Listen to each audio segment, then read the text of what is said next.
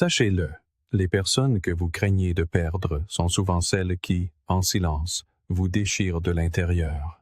Chaque faux sourire que vous forcez, chaque relation à sens unique à laquelle vous vous accrochez, ronge votre concentration, votre paix et votre potentiel.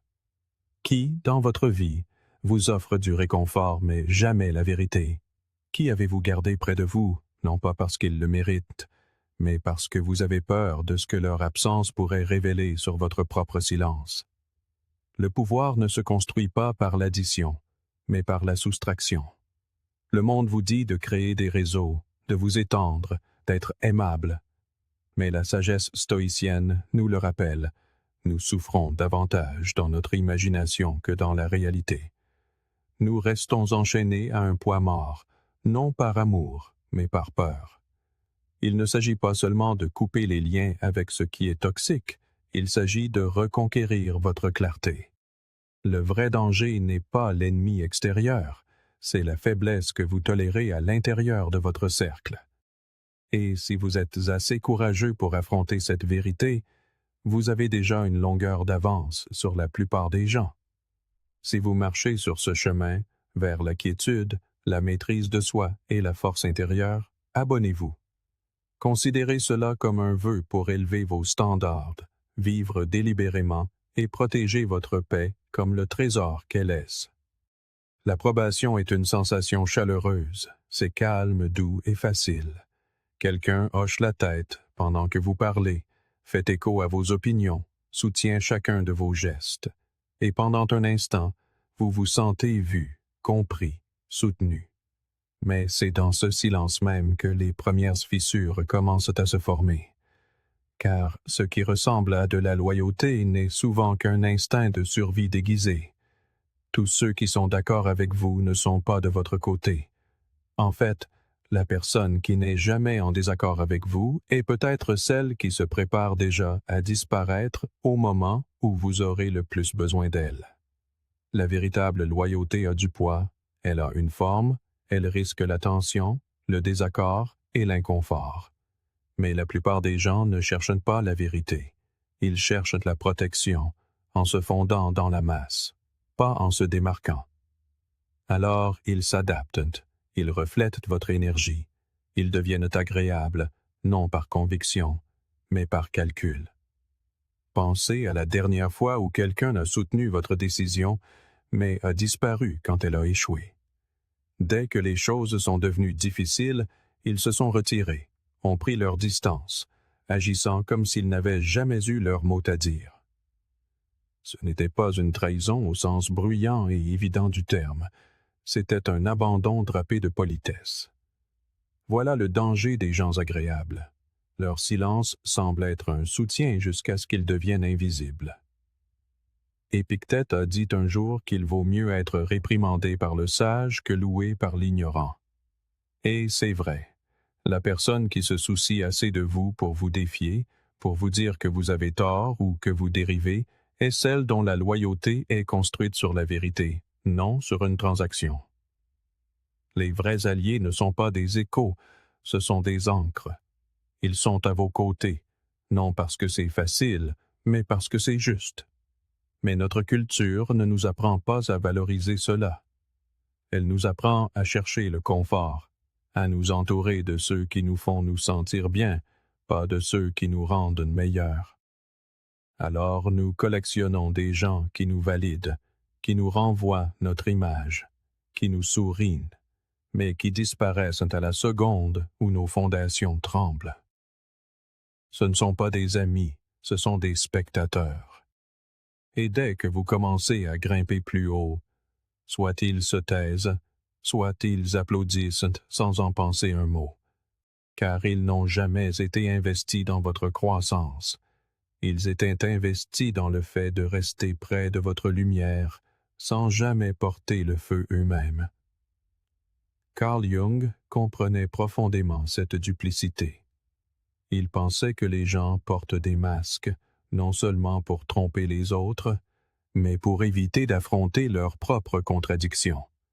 Il en va de même pour vos compagnons agréables. Ils ne mentent pas pour vous blesser, ils mentent pour survivre, Leur accord est un bouclier, un moyen de rester accepté, de rester proche de l'influence, de se protéger de l'examen. Mais quand la pression monte, quand la vérité est requise, leur instinct de survie prend le dessus, et leur silence devient absence. Et c'est là que vous apprenez. Une loyauté qui ne coûte rien, ne vaut rien. La vraie loyauté est disruptive. Elle vous interrompt lorsque vous dérivez. Elle vous confronte lorsque vous êtes dans le déni. Elle s'exprime même lorsque l'atmosphère est tendue. Ce sont ces personnes avec qui vous devriez construire, pas celles qui flattent, mais celles qui disent la vérité difficile sans craindre de perdre leur proximité. La loyauté n'est pas passive. Elle est participative. Une personne loyale s'engage. Elle offre son avis. Elle remet en question les hypothèses. Elle apporte toute sa personne dans la relation, pas seulement son accord, mais son honnêteté. Et lorsqu'elle n'est pas d'accord, elle le fait par respect, non par rébellion. C'est la différence entre le loyal et le silencieux. Le loyal risque l'inconfort. Le silencieux l'évite à tout prix. Sénèque écrit: « L'amitié qui peut prendre fin n'a jamais été réelle. » On peut en dire autant de la loyauté. Si la présence de quelqu'un dans votre vie n'est assurée que lorsque les choses sont faciles, lorsque vous avez raison, lorsque vous brillez, alors sa loyauté n'en est pas une. C'est du confort. C'est de l'intérêt personnel. C'est une présence conditionnelle. Et vous ne pouvez rien construire de stable là-dessus. Vous ne pouvez pas vous élever avec des gens qui ne font que hocher la tête sans jamais parler. Leur silence peut sembler être un soutien aujourd'hui, mais il deviendra un jour le vide le plus assourdissant que vous ayez jamais entendu. Alors, commencez à regarder de plus près. Écoutez qui vous défie, non avec hostilité, mais avec bienveillance. Remarquez qui ose dire « Je ne suis pas d'accord avec toi » et reste quand même à vos côtés. C'est une chose rare. C'est une chose puissante. Et c'est quelque chose que vous ne pouvez pas vous permettre d'ignorer, car les gens qui ne sont jamais en désaccord avec vous ne prouvent pas leur loyauté. Ils cachent leur véritable position. Ils vous observent attentivement, apprennent vos habitudes, adoptent votre langage, non pas parce qu'ils croient en vous, mais parce qu'il est plus sûr de ne pas se démarquer. Et quand la tempête arrivera, quand votre jugement sera mis à l'épreuve, quand les décisions que vous avez prises commenceront à se briser, ces mêmes personnes disparaîtront. Ou pire, elles diront « Je n'y ai jamais vraiment cru de toute façon. » Non pas parce qu'elles étaient contre vous, mais parce qu'elles n'ont jamais été avec vous. Leur loyauté n'a jamais été envers vous. Elle était envers leur propre confort. Vous méritez mieux que ça. Vous méritez des gens qui n'ont pas peur de vous dire la vérité, même quand elle pique, qui restent quand tout s'effondre, qui vous défient non pas pour vous briser, mais pour vous construire. C'est ça, la vraie loyauté. Et c'est bien plus rare que la plupart des gens ne le pensent dans un monde rempli de visages agréables. Soyez quelqu'un qui valorise la voix, qui ose parler. Car ceux qui se taisent pour préserver la paix partiront discrètement lorsque cette paix aura disparu. Et vous vous demanderez s'ils ont jamais vraiment été là. Ils vous diront qu'ils passent juste une mauvaise journée, puis une autre, puis encore une autre. Un instant, ils débordent d'ambition, pleins de rêves et de déclarations. L'instant d'après, ils se noient dans le doute, vous entraînant avec eux dans un désespoir silencieux. Ils n'attaquent pas. Ils ne vous sabotent pas de manière évidente. Ils s'effondrent, lentement, silencieusement. Et ce faisant, ils vous demandent de porter non seulement leur poids, mais aussi leur instabilité. Au début, cela semble innocent, juste quelqu'un que vous aimez qui traverse une période difficile. Mais avec le temps, leur inconstance devient l'atmosphère que vous respirez. Leurs humeurs dictent votre paix. Leur confusion obscurcit votre clarté. Vous vous retrouvez à vous adapter, à vous réduire, à compenser, non pas parce qu'ils l'exigent, mais parce qu'ils ne se stabilisent jamais. Et quand quelqu'un ne trouve pas son équilibre, il commence à s'appuyer sur le vôtre. Ce n'est pas du soutien. C'est une lente érosion. C'est ce que Carl Jung décrivait comme le danger de l'identification. Lorsqu'une personne commence à brouiller les contours de l'identité de l'autre avec ses propres blessures émotionnelles. Vous ne le remarquez pas tout de suite. Ça commence subtilement. Vous excusez. Vous compatissez. Vous restez patient. Parce que vous êtes une bonne personne. Parce que vous croyez que les gens peuvent changer. Et ils le peuvent, mais pas tous. Et tous ne le veulent pas. Certaines personnes sont plus attachées à leur schéma qu'à leur potentiel. Elles veulent de votre présence, pas votre progrès, votre temps, mais pas votre vérité. Et quand vous commencez à vous élever, elles ne se tiennent pas à vos côtés. Elles paniquent, car plus vous montez haut, plus leur douleur non résolue est exposée. Alors elles tirent, non pas violemment, non pas de manière évidente, mais émotionnellement, par la culpabilité, par l'impuissance, par un silence qui exige votre attention. Leur souffrance devient un spectacle auquel vous êtes censé assister jour après jour. La philosophie stoïcienne nous enseigne que nous ne devrions jamais abandonner ce qui nous appartient, notre raison, notre concentration, notre direction, à ce qui est hors de notre contrôle. Et pourtant, l'inconstance émotionnelle est un voleur qui travaille en silence, vous convainquant que votre réaction est votre responsabilité. Mais ce n'est pas le cas. Leurs sautes d'humeur ne sont pas de votre faute. Leur chaos n'est pas une croix que vous devez porter. Il y a une différence entre aider et absorber, entre l'empathie et l'enchevêtrement. Et si l'imprévisibilité de quelqu'un rend votre paix conditionnelle, ce n'est pas de l'amour. C'est de la dépendance déguisée en connexion. Marc Aurèle a écrit un jour « L'âme se teint de la couleur de ses pensées. » Mais que se passe-t-il lorsque l'âme commence à absorber les pensées de quelqu'un d'autre? L'effondrement d'une relation construite sur l'inconstance émotionnelle ne se produit pas d'un seul coup. Il se produit lorsque vous vous réveillez plus fatigué que reposé, lorsque votre enthousiasme commence à ressembler à de la culpabilité, lorsque vos victoires sont suivies de leur silence, de leur distance, de leur sabotage subtil. Ce n'est pas de l'envie ouverte, c'est de l'auto-sabotage qui se déguise en besoin.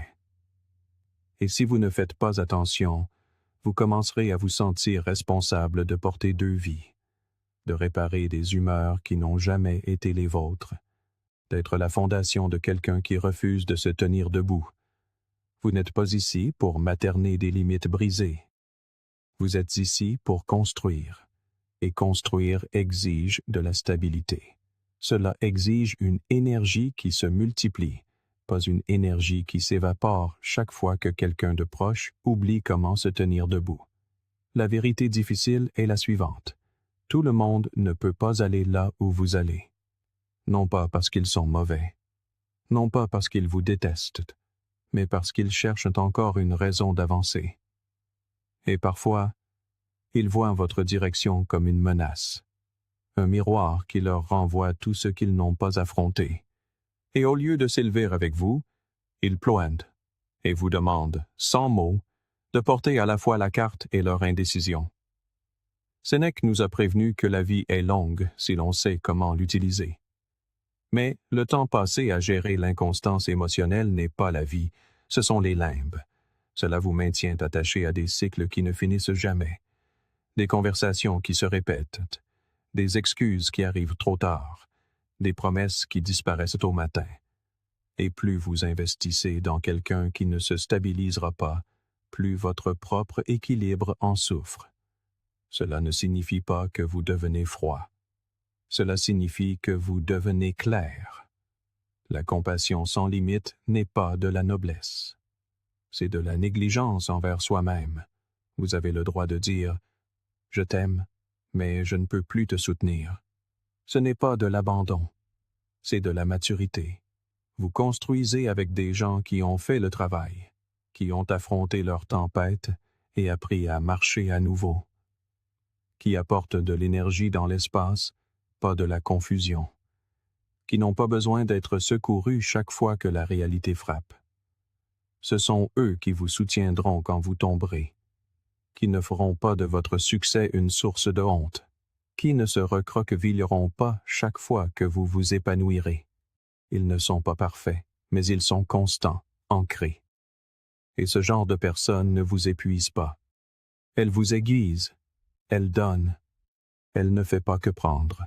Et quand le poids de la vie se présente, elle le porte avec vous.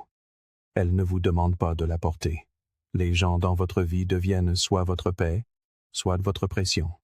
Soit ils arrosent votre croissance, soit ils vous font douter de vos propres racines. Il ne s'agit pas de jugement, il s'agit de discernement. Et une fois que vous commencerez à valoriser votre temps, votre énergie et votre clarté, vous cesserez d'appeler l'inconstance du potentiel. Vous commencerez à l'appeler par son nom, l'instabilité, et vous cesserez de négocier avec elle. Car lorsque vous permettez à l'inconstance de rester, elle ne reste pas immobile. Elle se propage, elle façonne vos journées, elle reconfigure votre tolérance. Elle fait paraître le dysfonctionnement normal. Et ce n'est pas une vie enracinée dans la force. C'est une lente reddition. Vous n'êtes pas froid de vous éloigner du chaos émotionnel.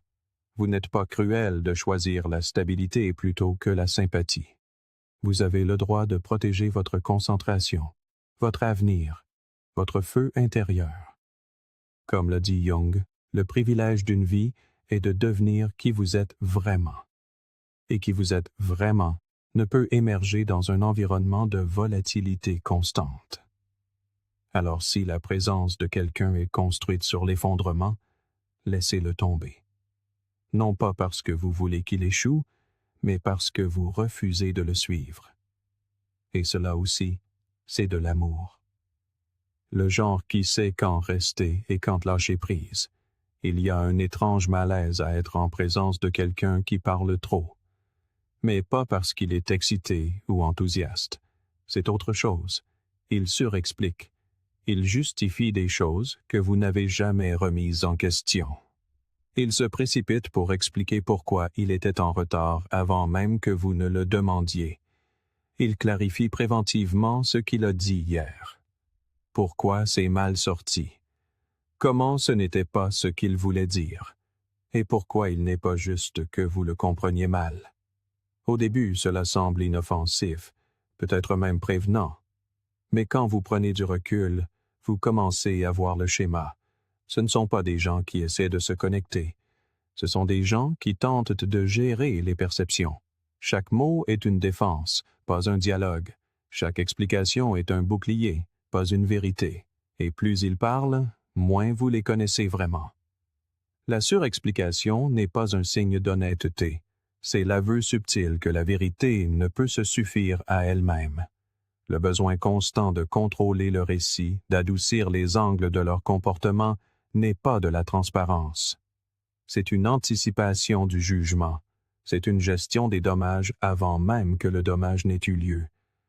Parce qu'au fond, ils le savent. Ils savent que leurs actions ne correspondent pas à leur image. Et ils espèrent que s'ils parlent assez vite, assez longtemps, vous ne vous arrêterez pas pour examiner l'écart entre ce qu'ils disent et ce qu'ils font. Marc Aurèle nous a rappelé de ne plus perdre de temps à débattre de ce que devrait être un homme bon, mais d'en être un. Les surexplicateurs ne vivent pas selon ce principe. Ils argumentent, ils élaborent, ils décorent leurs échecs avec des mots soigneusement choisis dans l'espoir que la vérité se brouille avant d'être vue. Nous vivons dans un monde où les mots sont bon marché et abondants, mais le caractère, lui, est silencieux. La personne qui se tient dans la vérité n'a pas besoin de se vendre à vous. Sa constance le fait pour elle. Sa présence a du poids sans crier. Elle n'est pas parfaite, mais elle assume son imperfection avec fermeté, pas avec des pirouettes. Carl Jung a dit un jour, « Vous êtes ce que vous faites, pas ce que vous dites que vous ferez. » Et c'est vrai. Ceux qui s'appuient trop sur le langage essaient souvent de couvrir l'absence d'intégrité. Ils craignent le silence, car dans le silence, les actions résonnent. Et leurs actions ne peuvent pas supporter ce poids seul. Quand quelqu'un ressent constamment le besoin de raconter ses intentions, de réinterpréter ses comportements ou de recadrer chaque faux pas avant même que vous ne leviez un sourcil, demandez-vous « Pourquoi cette urgence? Pourquoi cette peur? » Parce que lorsque les gens sont ancrés dans la vérité, ils peuvent se permettre des pauses. Ils peuvent laisser leurs actions parler, même lorsque ces actions ne sont pas parfaites, car ils ont confiance que leurs schémas raconteront l'histoire. Ils n'ont pas besoin de sculpter le récit autour de chaque instant. Ils savent que ce qu'ils sont se révélera avec le temps. Mais les surexplicateurs vivent d'instant en instant, colmatant constamment les brèches, craignant que s'ils arrêtent de parler, l'illusion ne s'effondre. Et ce n'est pas toujours malveillant. C'est souvent de l'insécurité. C'est une peur profonde d'être mal compris, de ne pas être aimé, de perdre le contrôle. Mais cela ne le rend pas inoffensif, car lorsque quelqu'un est toujours sur la défensive, même sans offense, vous finissez par porter son anxiété. Vous commencez à douter de vos propres instincts. Vous remettez en question vos perceptions. Leur performance devient votre confusion. Et finalement, votre clarté, cette clarté que le stoïcisme valorise par-dessus tout, est obscurcie par le simple bruit de leurs explications. C'est aussi une tactique de contrôle, consciente ou non. En inondant l'espace de justification, ils n'évitent pas seulement la responsabilité. Ils suppriment votre droit de vous forger votre propre interprétation. Ils veulent décider de la façon dont vous les voyez, plutôt que de vous laisser observer et conclure par vous-même. Et quand quelqu'un a peur de votre jugement honnête, il essaiera de se frayer un chemin vers l'innocence par le récit, encore et encore. Mais l'innocence n'exige pas de monologue. L'innocence reste immobile. Elle ne craint pas d'être mal comprise car elle sait que la vérité survit au silence. Sénèque enseignait que la valeur d'un homme n'est pas plus grande que ses ambitions. Mais j'ajouterais que sa valeur se révèle aussi dans la façon dont il gère le fait d'être vu. Les gens qui sont à l'aise avec eux-mêmes n'ont pas besoin d'expliquer chacun de leurs mouvements. Ils laissent leurs intentions se déployer naturellement, sachant qu'ils peuvent être mal interprétés parfois, mais choisissant l'intégrité plutôt que l'image. Ils acceptent d'être mal compris parce qu'ils savent qui ils sont quand personne ne regarde. Les surexplicateurs, en revanche, vivent comme s'ils étaient constamment observés et jugés, et devaient performer en permanence pour rester en sécurité. Finalement, vous apprenez à ne plus écouter ce qui est dit et à observer ce qui est fait. Et quand vous le faites, l'image devient plus claire. La personne qui explique trop cache souvent trop. Elle essaie de garder une longueur d'avance sur votre perception parce qu'elle ne croit pas que ses choix, seuls, résisteraient à un véritable examen. Et dès que vous cessez de leur donner la réaction qu'ils veulent, ils paniquent. Non pas parce que vous avez été injuste, mais parce que leur masque commence à glisser sans la colle d'une narration constante. Observez comment les gens agissent en silence. Remarquez comment ils se comportent quand ils ne se défendent pas. Voyez qui se montre sans avoir besoin d'applaudissements, qui s'excuse sans discours préparé, qui admet ses torts sans sombrer dans la justification. C'est là que la vraie confiance se construit. Pas dans les mots, mais dans la présence. Pas dans les explications, mais dans les schémas. Et quand quelqu'un doit constamment gérer l'image que vous avez de lui, c'est qu'il ne se fait pas confiance. Et il vous demande de faire le travail émotionnel de maintenir l'image qu'il a créée. Vous ne devez cela à personne. Vous n'êtes pas ici pour être manipulé par des mots bien tournés ou des excuses emballées d'émotions. Vous êtes ici pour observer, pour apprendre, pour protéger votre énergie en faisant plus confiance aux schémas qu'aux promesses. Les gens se révèlent non pas dans ce qu'ils disent, mais dans ce qu'ils répètent.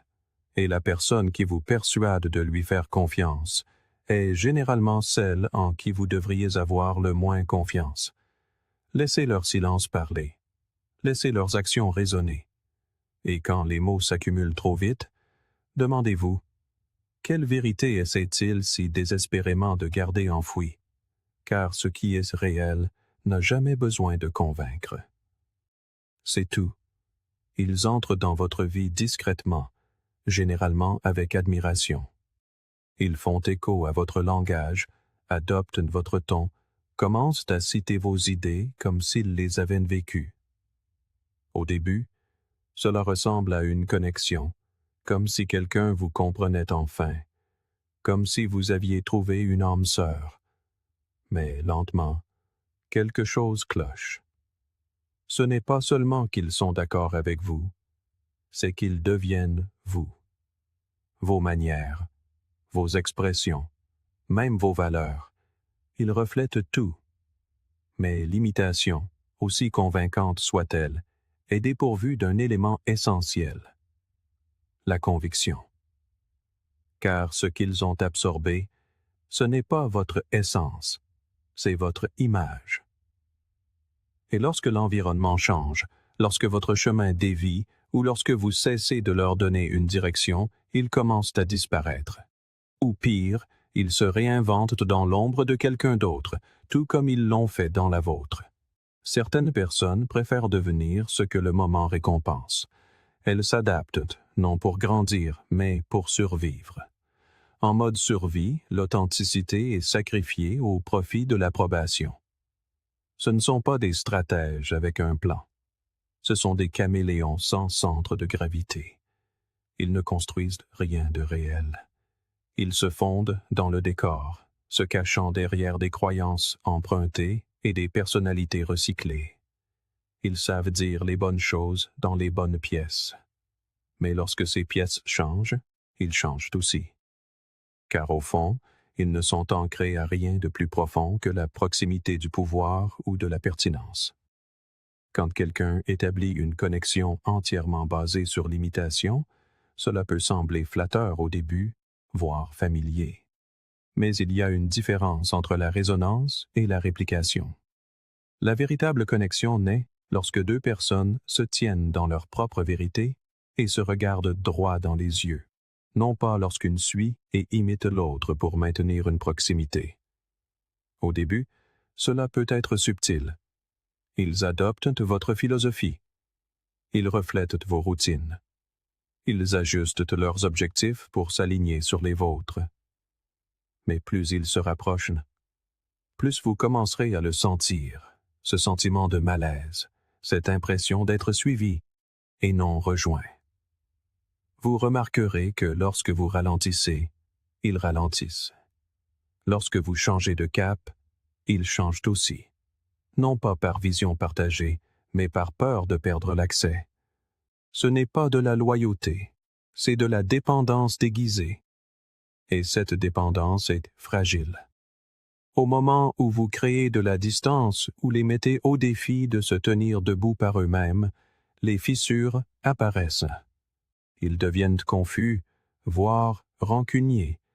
Ils peuvent s'en prendre à vous ou disparaître complètement, car leur lien avec vous n'était pas construit sur le respect mutuel.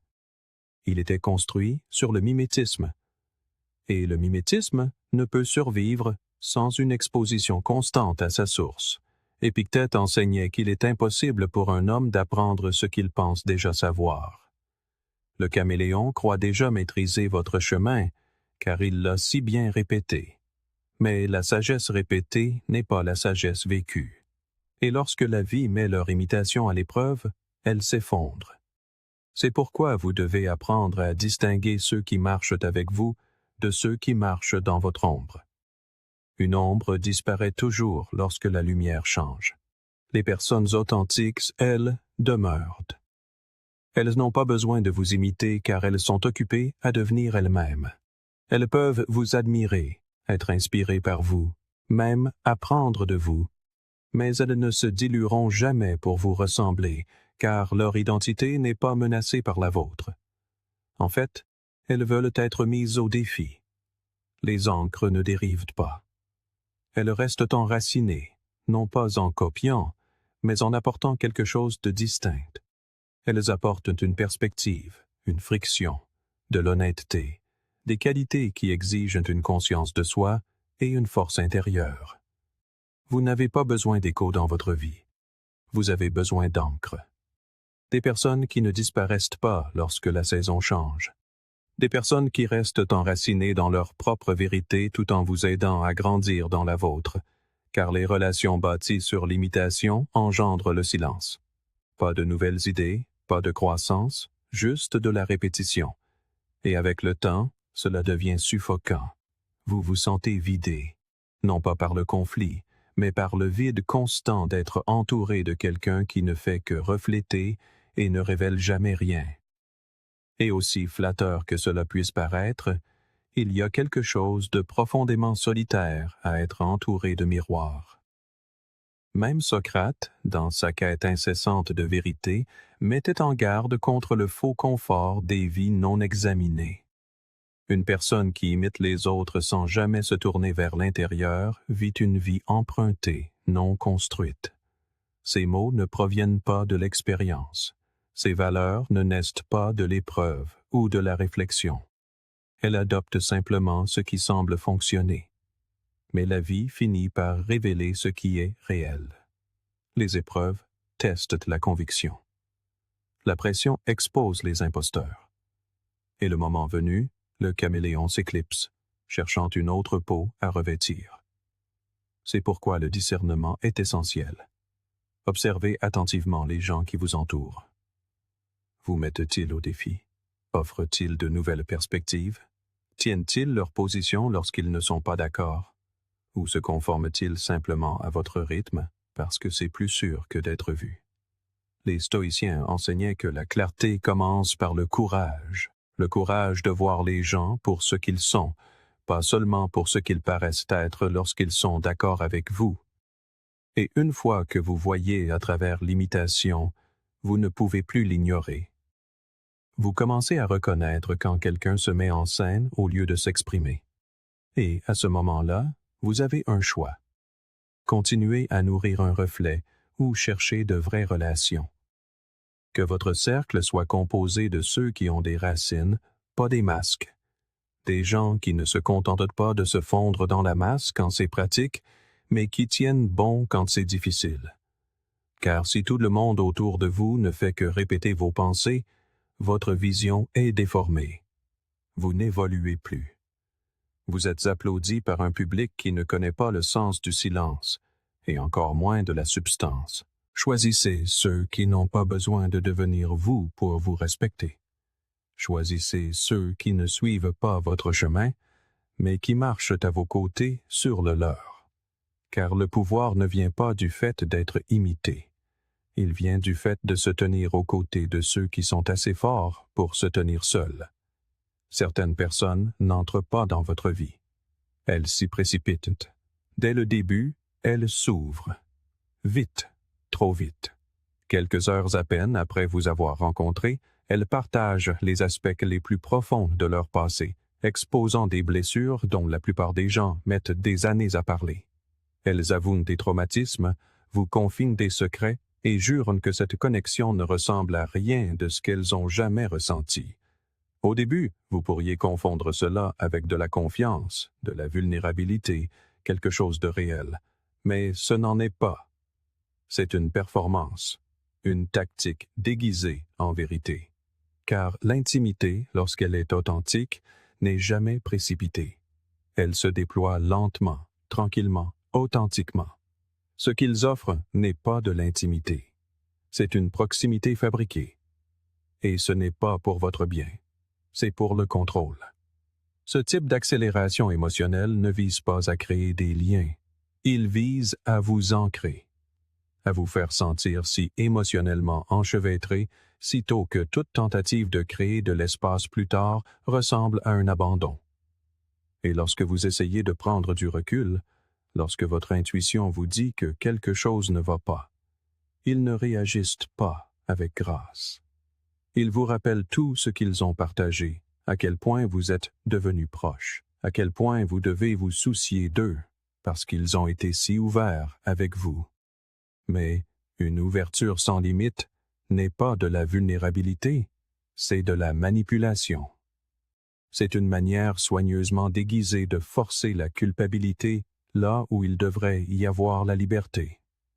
C'est ce contre quoi Carl Jung mettait en garde lorsqu'il parlait de projection, car ce qu'il partage n'est pas toujours une question de connexion, mais d'utilisation de vous comme un réceptacle pour des sentiments qu'il refuse de gérer seul. L'intimité fabriquée crée la confusion. En surface, cela semble flatteur. Quelqu'un vous laisse entrer. Ils vous font confiance. Ils vous choisissent. Mais la vraie vulnérabilité ne vient jamais sans contexte, sans rythme, sans discernement. Et quand elle se présente, elle n'exige pas la réciprocité. Elle l'invite doucement, le moment venu. Le type de proximité forcée dont nous parlons est différent. C'est collant, c'est précipité. C'est imprégné d'émotions mais dépourvu de profondeur. Car ce qui se passe n'est pas de la confiance, c'est de la pression. Vous êtes émotionnellement acculé à un rôle que vous n'avez pas demandé. Pas un ami, pas un partenaire, un sauveur, un thérapeute, un témoin d'un chaos que vous n'avez jamais accepté de porter. Les stoïciens croyaient en une connexion mesurée, à être lente à parler, lente à faire confiance et rapide à observer. Marc Aurèle se rappelait chaque jour que ce n'est pas ce qui vous arrive qui compte, mais la manière dont vous y réagissez. Mais ce genre de déferlement émotionnel ne vous laisse pas le temps de réagir. Il vous submerge, rendant la réflexion presque impossible. Et avant que vous ne vous en rendiez compte, vous êtes aspiré dans leur tempête, non pas par la force, mais par le sentiment. Vous n'êtes pas tombé dans une relation. Vous avez été entraîné dans un contrat émotionnel que vous n'avez jamais eu la chance de lire. Et c'est là que le sabotage commence. Vous commencez à vous sentir responsable de leur bien-être émotionnel. Vous commencez à vous censurer pour éviter de déclencher leur insécurité. Vous évitez la distance, non pas parce que vous voulez la proximité, mais parce que vous avez peur de leur réaction. Vous craignez d'être traité de froid, de distant, d'indifférent. Ils ne demandent pas de l'amour. Ils en exigent la preuve, constamment.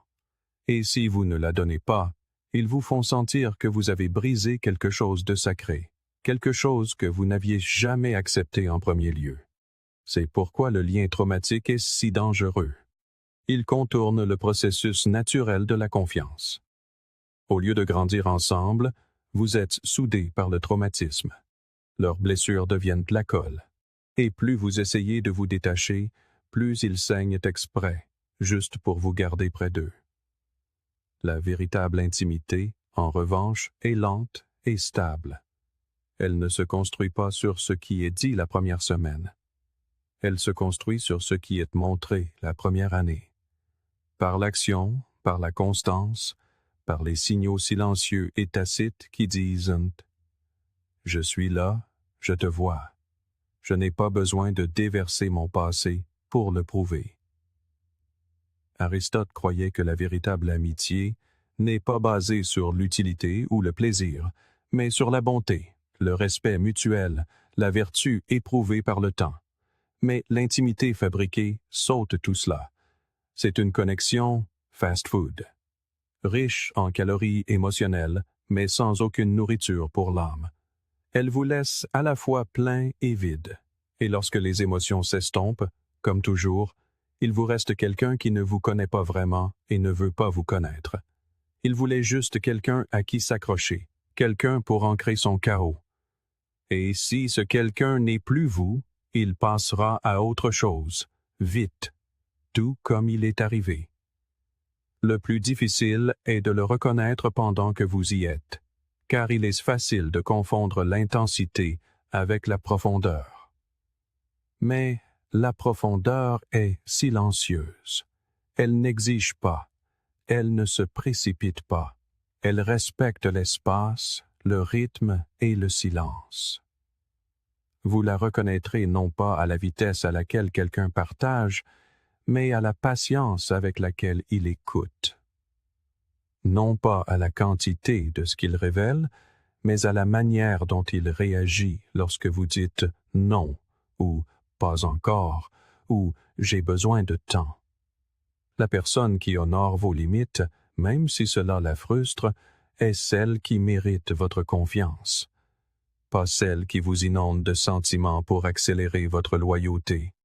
Alors, si quelqu'un essaie de créer un lien trop rapidement, s'il transforme vos premières conversations en confessionnaux, s'il demande des faveurs émotionnelles que vous n'avez pas eu le temps de mériter, soyez attentifs. Il ne cherche pas la connexion. Il cherche le contrôle.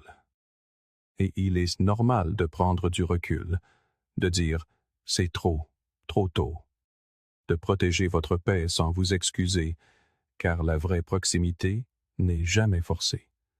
Elle est choisie, encore et encore, par la présence, non par la pression. Et lorsque vous vous en souvenez, vous cessez de tomber dans le piège de l'illusion de l'intimité. Vous commencez à choisir ce qui est réel. Vous commencez à protéger votre vie intérieure non seulement du mal, mais aussi de l'intrusion. Et vous réalisez qu'être aimé, ce n'est pas la vitesse à laquelle quelqu'un se rapproche de vous. C'est la façon dont il maintient l'espace tout en gagnant le droit de rester. Il semble toujours savoir ce que personne d'autre ne sait. Ceux qui arrivent porteurs de chuchotements, d'avertissements, d'histoires teintées de drame, et juste assez de vérité pour paraître crédible. Il sourit en versant le thé, vous faisant sentir spécial de l'entendre, comme si vous faisiez partie du cercle restreint. Mais pendant que vous écoutez, que vous riez, que vous acquiescez en silence, quelque chose d'autre se passe sous la surface. Ils ne font pas que vous informer, ils vous conditionnent, vous façonnent pour un espace où les commérages ressemblent à de la connexion, où les secrets partagés se font passer pour de la confiance. Mais le prix que vous payez pour ce moment de connaissance privilégiée est bien plus élevé qu'il n'y paraît au premier abord, car les commérages sont rarement innocents. Ils sont rarement un simple divertissement. C'est un outil, parfois un bouclier, parfois une arme, mais c'est toujours un signal. Le signal que la personne qui les délivre manque de limites, qu'elle porte la réputation des gens entre ses mains comme de l'eau, de manière lâche, négligente, en renversant partout. Ils habillent cela de sourires, d'inquiétude, même d'une fausse empathie. Je pensais juste que tu devrais savoir. Ne dis à personne que j'ai dit ça, mais... Et dans ces phrases, ce qu'ils disent vraiment, c'est « Je fais commerce du nom des gens, et je dépenserai aussi le tien. » Marc Aurèle avertissait « Les choses auxquelles vous pensez déterminent la qualité de votre esprit. » Mais le colporteur de ragots veut remplir votre esprit de bruit, des échecs des autres, d'affaires privées, de faux pas que vous n'étiez jamais censé voir. Car les commérages, par nature, tirent votre attention vers le bas. Ils vous tentent de juger au lieu de réfléchir, de vous sentir supérieur au lieu d'être curieux. Ils vous invitent dans une boucle de suspicion et de distraction, gardant votre attention sur ce que les autres font de mal au lieu de ce que vous devriez faire de mieux. Et plus vous restez dans cette boucle, plus il devient facile d'oublier que vous n'étiez jamais censé y être. Cela commence souvent par le charme. Ils sont spirituels, observateurs, socialement vifs. Ils semblent toujours avoir la dernière histoire, et au début, cela semble inoffensif, peut-être même utile. Mais plus vous les laissez parler, plus vous réalisez qu'ils ne racontent pas seulement des histoires, ils pratiquent un art qui creuse des fossés entre les gens, un murmure à la fois. Et ces fossés ne vous séparent pas seulement des autres, ils vous séparent de vous-même. Vous commencez à douter de gens en qui vous aviez confiance. Vous commencez à filtrer chaque conversation à travers le prisme du doute. Car au moment où vous entendez une chose, vous en supposez deux autres. Vous commencez à vous demander « Que disent-ils de moi quand je ne suis pas dans la pièce ?» Et c'est la vérité fondamentale. Celui qui vous rapporte les ragots est celui qui jettera votre nom en pâture dans la conversation suivante. Carl Jung a dit un jour « La honte est une émotion qui dévore l'âme, et les commérages sont la honte transformée en arme.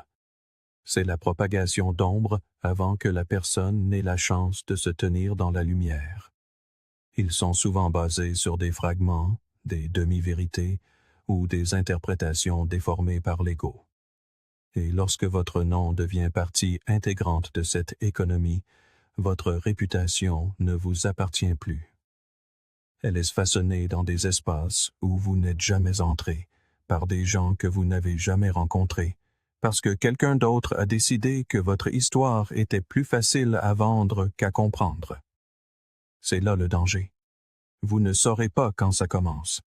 Vous ne verrez pas le feu avant qu'il ne se soit déjà propagé, et le temps que les dégâts soient visibles, la confiance que vous avez mis des années à construire aura été érodée par des mains invisibles. Les colporteurs de ragots ne brûlent pas les ponts avec des flammes. Ils le font avec de la fumée, de la suspicion, des suggestions, avec la douce corrosion de ce que les gens croient avant même de vous rencontrer. Leur pouvoir est silencieux, mais cela ne le rend pas moins dangereux. Vous n'avez pas besoin de les affronter. Vous n'avez pas besoin d'égaler leur énergie. Vous avez juste besoin de vous éloigner, sans drame, sans avertissement, sans devenir une autre histoire qu'ils racontent. Que votre silence soit votre frontière. Que votre absence protège votre nom. Épictète enseignait que nous ne devrions jamais discuter avec les sots, car les gens qui regardent pourraient ne pas être capables de faire la différence. La même chose s'applique ici.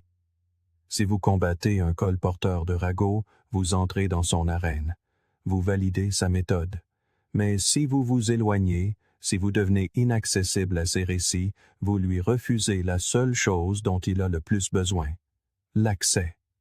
Mais une fois que vous le faites, quelque chose de puissant se produit. Votre vie devient plus propre, plus calme, plus à vous. Vous cessez de porter le poids de conversations qui n'auraient jamais dû avoir lieu. Vous cessez de vous demander ce que les autres pensent de vous, car les gens qui comptent vous parleront à vous, pas de vous. Vous commencez à réaliser que les vraies relations sont construites sur la discrétion, la loyauté et le silence, sur le respect quand personne ne regarde. Ceux qui valent la peine d'être gardés sont ceux qui protègent votre nom comme si c'était le leur. Non pas parce que vous êtes parfait, mais parce qu'ils comprennent que chacun mérite la dignité d'être connu directement, et non interprété par la bouche de quelqu'un d'autre. Sénèque a dit « Plus longtemps vous restez à la table où la réputation des autres est le plat principal, plus il est probable que la vôtre finisse dans l'assiette. Vous n'avez pas besoin de les haïr. Vous n'avez pas besoin de les dénoncer. Vous avez juste besoin de refuser d'être près d'eux. Car certaines personnes n'ont pas besoin d'être confrontées. Elles ont simplement besoin d'être désinvitées. Et quand vous faites cela, vous ne protégez pas seulement votre paix. Vous commencez à élever les standards de l'espace qui vous entoure. Votre silence envoie un message. Votre distance trace une ligne. Et avec le temps, les gens qui vous respectent sauront exactement où vous vous situez, non seulement par ce que vous dites, mais par ce que vous ne permettez plus. Parfois, la chose la plus puissante que vous puissiez dire est « rien ». Non pas parce que vous avez peur, non pas parce que vous manquez de mots, mais parce que vous en avez déjà assez vu. Vous avez observé le même schéma se répéter encore et encore. Des promesses faites, aussitôt rompues. Des excuses répétées. des excuses qui ressemblent plus à des stratégies qu'à de la sincérité. À un moment donné, vous n'avez plus besoin de preuves supplémentaires. Vous voyez simplement les choses pour ce qu'elles sont. Un cycle. Pas une erreur ponctuelle. Et la vérité, c'est qu'une fois que vous le voyez vraiment, il n'y a plus rien à expliquer. Aucune confrontation à mettre en scène. Aucun discours qui réparera ce qu'ils n'ont jamais eu l'intention de préserver. Nous vivons dans une culture obsédée par la clôture. On nous dit de tout écrire, de partager nos sentiments, d'avoir la conversation. Mais toutes les portes n'ont pas besoin d'être claquées pour être fermées. Certaines sont mieux laissées verrouillées et intactes, scellées par une reconnaissance silencieuse, pas par le bruit. Car le silence n'est pas de l'évitement, c'est de la précision, c'est du contrôle. C'est une décision de ne plus donner d'énergie à ce qui vous épuise. Vous n'avez pas besoin d'un adieu dramatique. Vous n'avez pas besoin de déballer votre parcours de guérison pour qu'il le valide. Vous n'êtes pas obligé de justifier votre croissance à quelqu'un qui n'était à l'aise qu'avec votre version diminuée. Le pouvoir, le vrai pouvoir, ne crie pas. Il disparaît. Il devient inaccessible. Et lorsque vous cessez de répondre, non seulement avec des mots, mais avec de l'attention, ils commencent à le sentir. Non pas parce que vous les punissez, mais parce que leur influence s'effondre en votre absence. Ce qui semblait autrefois important commence à paraître vide, et c'est la conséquence qu'ils n'avaient jamais prévue. Les gens confondent souvent le silence avec la faiblesse. Mais le silence est la frontière ultime. C'est ce que vous offrez lorsque toutes les autres formes de respect ont été épuisées. Plus ils deviennent bruyants, plus vous devenez silencieux. Non par peur, mais par résolution. Vous avez choisi de ne pas laisser leur bruit pénétrer votre paix. Ce n'est pas de la cruauté, c'est de la discipline.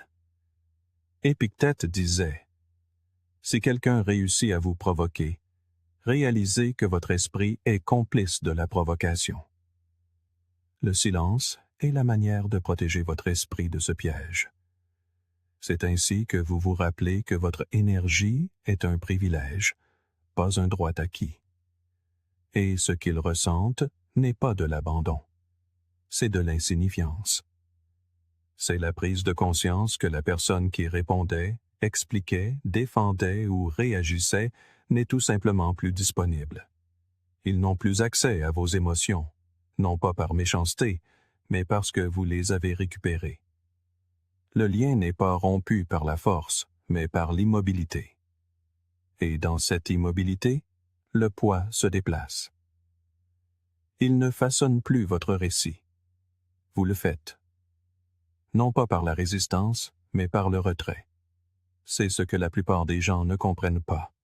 Ils pensent que la guérison signifie la réconciliation, que lâcher prise signifie écrire des lettres, se tenir la main, pardonner bruyamment. Mais la croissance, dans sa forme la plus pure, se produit souvent dans l'ombre, en silence. Elle se produit lorsque vous cessez de demander à quelqu'un de mieux vous traiter et que vous commencez à vous traiter comme quelqu'un qui mérite d'être protégé. Lorsque vous cessez de prouver votre douleur et que vous commencez à préserver votre paix. Car à un certain point, le désir d'être compris est remplacé par le désir d'être libre. En élaguant votre espace, non pas avec rage, mais avec clarté. En laissant partir ceux qui diluent vos valeurs, non pas parce que vous les haïssez, mais parce que vous avez choisi de vous honorer. Il y a une élégance discrète à se retirer sans en faire un spectacle. Vous n'avez pas besoin d'applaudissements pour préserver votre paix intérieure. Vous n'avez pas besoin que quiconque comprenne pourquoi vous avez cessé d'être là. Ceux qui vous voient réellement n'auront pas besoin d'explications. Et ceux qui en exigent une n'ont jamais vraiment écouté. Pour commencer, quand votre silence devient plus puissant que votre présence, c'est là que vous savez que vous avez évolué. Vous ne négociez plus pour avoir votre place. Vous l'avez créée. Vous ne demandez plus à être entendu. Vous avez trouvé la paix dans le fait de ne plus en avoir besoin. Et c'est là une forme de pouvoir que nul ne peut vous ravir, car il émane de l'intérieur, de la décision de ne plus prendre part à ce qui vous amoindrit. Il y aura des moments où l'envie de vous justifier reviendra, quand la culpabilité s'insinuera, quand vous vous demanderez si vous auriez dû en dire plus, en faire plus, leur donner une dernière chance. Mais rappelez-vous ceci, si votre voix avait compté pour eux, ils n'auraient pas attendu votre silence pour l'entendre. Et s'ils ne vous entendent que lorsque vous êtes parti, c'est qu'ils n'écoutaient pas en premier lieu. Alors, que votre absence soit le point final, que votre silence soit la frontière. Ne vous battez pas pour être vu par ceux qui ont détourné le regard au moment le plus crucial. Le pouvoir ne réside pas dans le bruit que vous faites en partant. Il réside dans la sérénité avec laquelle vous refusez de rester. Et une fois que vous avez appris à vous exprimer par le silence, vous ne gaspillerez plus jamais votre souffle pour ceux qui n'en valent pas la peine. Certaines portes n'ont pas besoin d'être claquées, simplement laissées derrière soi, et parfois, le message le plus puissant que vous enverrez sera votre silence. Si ces mots ont résonné en vous, il y a plus à découvrir. Regardez l'une des vidéos sur votre écran pour continuer sur ce chemin de clarté et de force. Merci de faire partie du Journal stoïcien.